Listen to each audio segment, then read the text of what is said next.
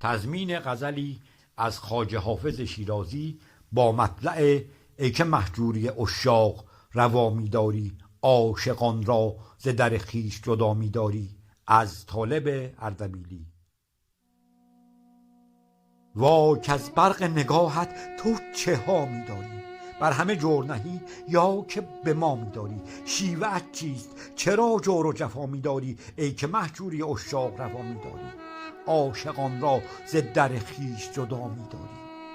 در ره وصل تو خواهد که رهد جان از تن، گو بیاید همه دم جور و جفایت بر من.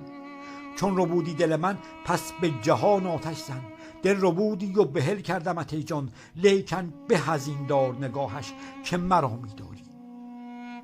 عمر من همچو حبابی است که مانده است بر آب، آبکارا قدحی گیر و کنم سیر شراب. با تو این عاشق شوریده چنین کرد خطاب، تشنه بادیه را هم به زلالی دریاب. به امیدی که در این ره به خدا می‌داری.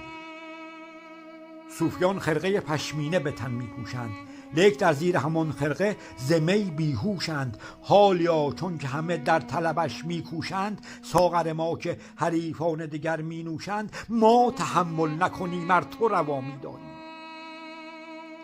اشک من باز غبار از دل و از جانم شست، دلم از راه کج آورد به سوی تو درست. آخرم گفت که بشنو سخنی کاهل سست، ای مگس عرصه سیمرغ نه جولانگه توست. عرض خود میبری و زحمت ما میداری. کرد احساس من از عشق چو عقلم معدوم، منطق از وادی جانم به فنا شد محکوم.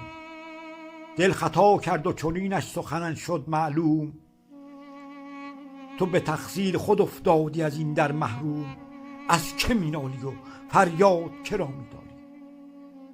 کرده ام در ره ملک شرر عشق گذار، تا شود چشم من از جام دو چشم تو خمار. این چنین طالبم آورد سخن از لب یار، حافظ خام طمع شرمی از این قصه بدار.